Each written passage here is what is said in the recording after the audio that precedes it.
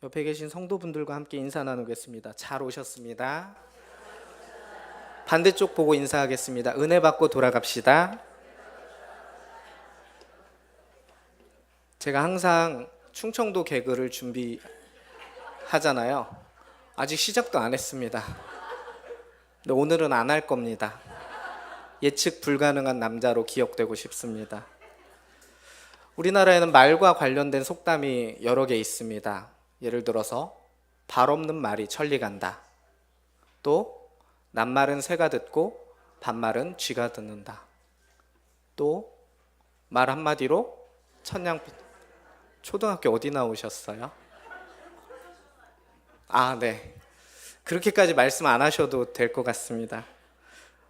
대학교에서 신학과 수업을 듣는데 구약과 관련된 수업이었습니다. 구약 개론 수업을 듣고 그 다음에 구약 연구 방법론이라는 수업을 들었어요. 구약을 어떻게 연구할 것인가에 대한 과목이었거든요. 그때 구전전승 파트에서 교수님이 그러시더라고요. 각 지역에 있는 설화나 민담 등을 조사해 오라고 하셨어요. 그래서 저는 충청도니까 충청도에 있는 설화나 민담 등을 조사해서 가져갔습니다. 그러더니 조원들 10명을 쭉 세워요, 한 줄로. 그리고서 제가 조사해 온 것을 옆에 있는 학우에게 전달하라고 하더라고요. 저는 1번이었으니까 김서방으로 시작하는 이야기였습니다. 10번이 이야기하는데 이서방으로 시작하더라고요. 그때 제가 깨달았어요. 우리 말에는 분명한 한계가 있구나. 내가 가지고 있는 의미가 분명하게 전달되지 않을 수도 있겠구나. 때로는 그 일들로 인해서 오해를 사기도 하고 답답한 일을 겪을 수도 있겠구나 라는 생각을 하게 되었습니다. 그래서 오늘 말씀의 서론은 시적으로 이렇게 잡아보았습니다. 말은 하나님의 이름을 부르지만 침묵은 하나님의 숨결을 담는다. 오늘은 고난주간 수요일입니다. 고요하고도 무거운 하루입니다. 예수님의 고난 여정 속에서 예수님께서 이 날만큼은 유난히도 말이 없으셨습니다.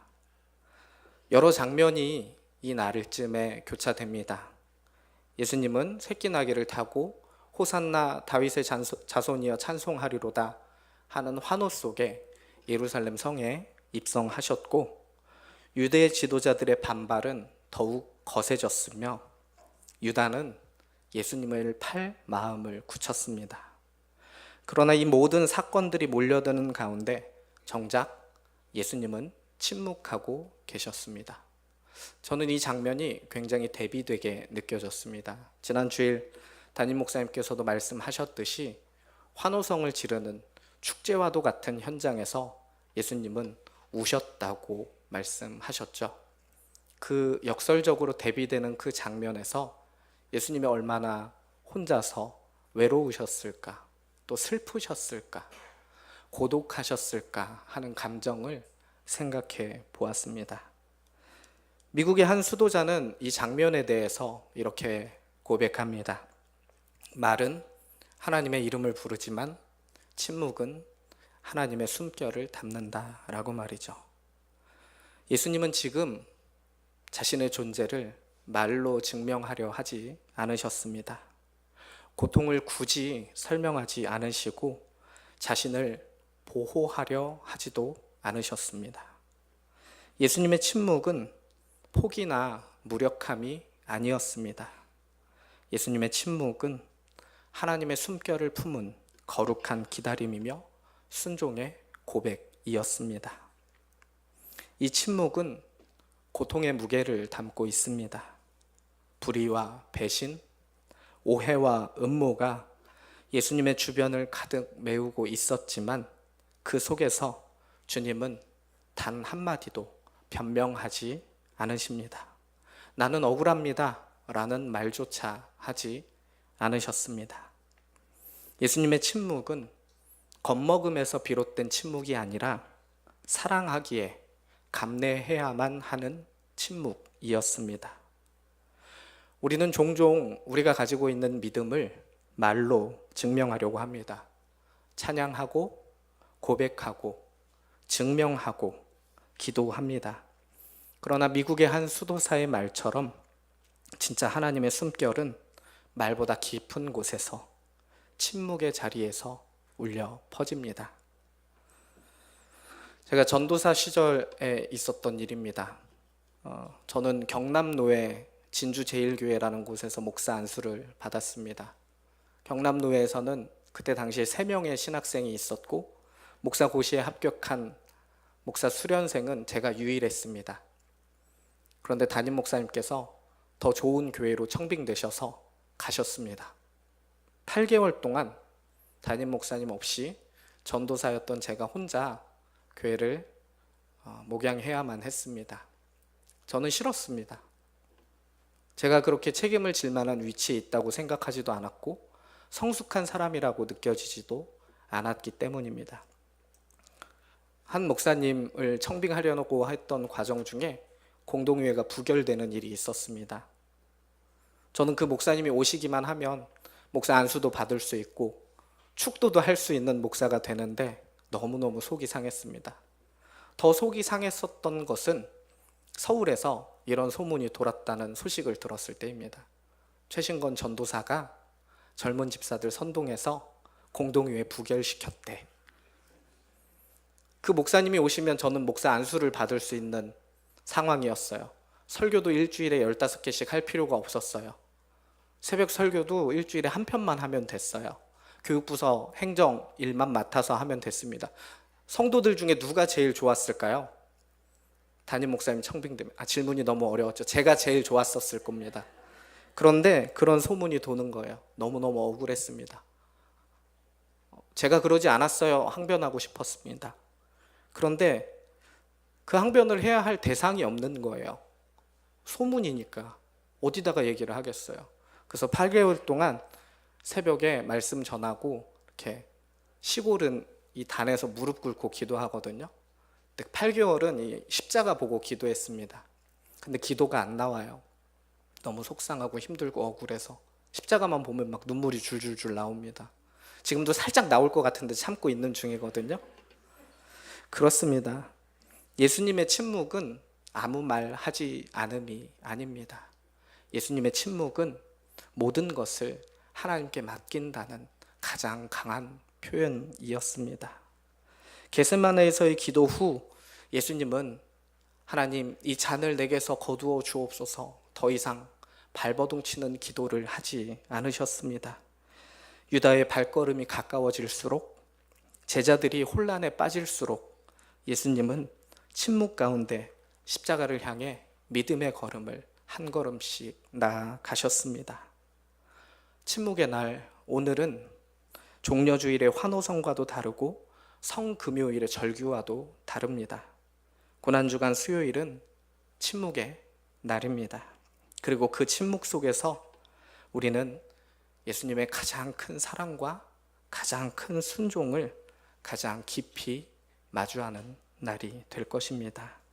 성도 여러분, 오늘 이 예배를 통해 우리가 하나님 앞에 나아갈 때 꼭 말이 많을 필요는 없다는 생각이 듭니다. 말하지 않아도 들으시는 하나님 앞에 고요하게 머무르기만 해도 충분할 것 같습니다. 예수님의 침묵이 들려주는 사랑의 숨결을 들을 수 있는 영혼이 되시기를 예수님의 이름으로 소망합니다. 오늘 말씀을 준비하면서 3가지 큰 깨달음을 얻었습니다. 첫 번째는 사랑은 반드시 그 행동으로 드러난다는 것입니다.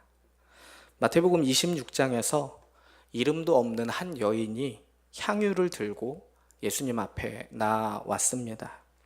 그녀는 아무 말도 하지 않았고 그저 옥합을 깨트려 예수님의 머리에 부었습니다. 많은 이들이 그 행동을 비난했습니다. 왜 이렇게 낭비합니까? 이것을 팔아서 가난한 자들에게 줄 수 있었을 텐데 왜 이것을 그저 허비하십니까? 하지만 예수님은 말없이 사랑을 실천한 그 여인을 오히려 칭찬하셨습니다. 그가 내 장례를 준비하였다. 이 여인은 많은 말로 자신의 행동을 설명하려 하지 않았습니다. 그녀는 예수님을 향한 사랑을 행동으로 드러냈습니다. 말보다 빠르게, 눈물보다 묵직하게. 그녀는 예수님이 가실 길을 준비하고 있었습니다.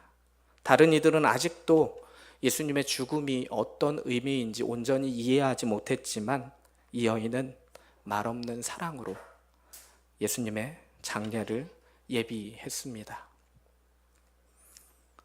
청소년부 친구들에게 제가 4월달 사순절과 고난주간 그리고 부활주일을 지내면서 한 가지 도전 과제를 주었습니다. 1월 달에 예배 챌린지를 성황리에 마쳤습니다.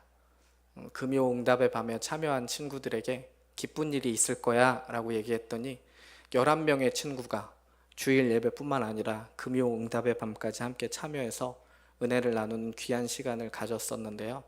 이번에는 헌금 챌린지를 하자고 제안을 했습니다. 제가 1년 6개월 동안 교육국과 청소년부를 맡으면서 단 한 번도 청소년부 친구들 예배 인원이 60명이 넘어도 주일 헌금이 10만 원을 넘은 적이 없었습니다. 헌금 챌린지를 하자고 했더니 아이들이 자기의 용돈을 모아서 제 기준으로는 이 이름 없는 여인의 나드 한 옥합에 버금가는 헌금을 했습니다. 그래서 지난 주일에 회계 선생님이 저한테 그러더라고요. 목사님, 청소년부 주일 헌금 10만 원 넘었습니다. 그렇게 52주 하면 500만 원이거든요. 그러면 청소년부 예산 내년에 좀 늘려주시지. 그런 겁니다. 여기 보면 지금 안 보이는데 그 앰프도 구입을 했어요. 청소년부가. 제가 청소년부 찬양팀 인원이 점점 늘면서 장비가 너무 노후화되고 아이들이 온전한 소리를 내기에 좀 아쉬운 느낌이 있어서 한탄했습니다. 청소년부 아이들 좀 들썩들썩 하는데 이 장비를 구입하면 좋겠습니다 라고 얘기를 했어요. 제 푸념을 누군가가 들으셨어요. 한 권사님께서 후원을 하셨습니다. 그 소식을 듣기라도 한 것처럼 어떤 권사님도 또 후원을 하셨어요. 그리고 또 어떤 집사님이, 그분은 학부모시거든요. 어떤 집사님이 또 후원을 하셨어요. 그래서 앰프를 사고도 남는, 마치 제 기준으로는 오병이어의 기적과도 같은 일이 벌어졌습니다. 유튜버들이 쓰는 앰프래요. 소리 들어보니까 되게 좋더라고요. 근데 아이들이 더 좋아했습니다. 저는 우리 한신교회에 이렇게 이름이 없어도 이 여인처럼 순전한 나드 한 옥합을 깨트리는 믿음의 사람들이 많아지기를 소망합니다. 옥합을 깨트린 여인, 그녀의 침묵은 비겁함이 아니라 용기였습니다. 사람들의 시선을 감내하면서도 누군가 먼저 해야 할 사랑의 행동을 택한 사람이었습니다. 그 침묵 속에 깃든 결단은 결국 복음과 함께 2000년이 지난 지금까지 이 먼 나라 한국에까지 널리 전해지는 아름다운 이야기가 되었습니다. 우리는 종종 말로는 하나님을 사랑한다고 말하지만 말로 다 표현되지 않는 사랑도 있는 것 같습니다. 오늘 여러분의 향유는 무엇입니까? 오늘 여러분이 조용히 깨트려 주님 앞에 드려야 할 옥합은 무엇입니까? 행함으로 여러분의 마음을 드리시길 예수님의 이름으로 축복합니다. 두 번째 깨달음입니다. 예수님의 침묵은 사랑의 결단이었습니다. 마태복음 26장 62절로 63절에 보면 이런 말들이 있습니다. 먼저 62절 같이 읽겠습니다.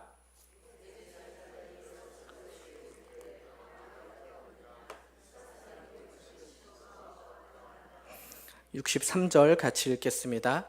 예수께서 침묵하시거늘 대제사장이 이르되 내가 너로 살아계신 하나님께 맹세하게 하노니 내가 하나님의 아들 그리스도인지 우리에게 말하라. 아멘. 수많은 거짓 증인들이 엉뚱한 고발을 쏟아내고 그리고 예수님을 모함해도 예수님은 아무 말씀도 하지 않으셨습니다. 한마디의 변명, 한 줄의 해명도 없었습니다. 이것은 예수님이 힘이 없어서 무력한 분이셔서 이렇게 행동하셨던 것이 아니었을 것입니다. 인류를 사랑했기 때문에, 나를 사랑했기 때문에 감당하기로 결정하신 침묵이었을 것입니다. 예수님은 진리이셨고 지혜이셨으며 모든 것을 꿰뚫어 보셨던 하나님의 아들이셨기 때문에 인간적으로 충분히 이 일들을 극복하고 뒤집어 엎으실 수도 있었을 것입니다. 그러나 예수님은 자신이 가지고 있는 힘을 드러내기보다, 증명하기보다 하나님의 뜻에 겸손히, 묵묵히, 온전히 순종하기로 결단하셨습니다. 그 침묵은 사랑의 결단이었습니다. 십자가는 선택이 아니라 바로 사랑이었던 것입니다. 침묵은 패배가 아니라 순종이었고, 묵어는 두려움이 아니라 신뢰였습니다. 우리는 억울하면 말하고 싶고, 상처받으면 해명하고 싶어 합니다. 그러나 주님의 침묵을 생각해 보시기 바랍니다. 주님은 이때를 위하여 내가 왔다 라고 고백하시며 묵묵히 그 길을 걸어가셨습니다.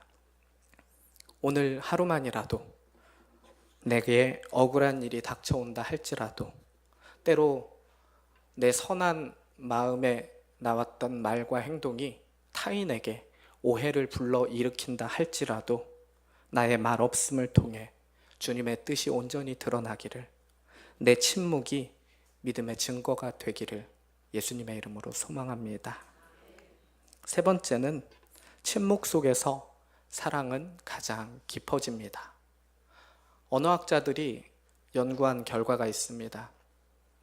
언어에는 언어적인 요소와 비언어적인 요소가 있다고 합니다. 언어적인 요소는 제가 지금 이렇게 여러분들에게 말하는 거예요. 낱말과 낱말의 조합으로 문장을 만드는 거죠.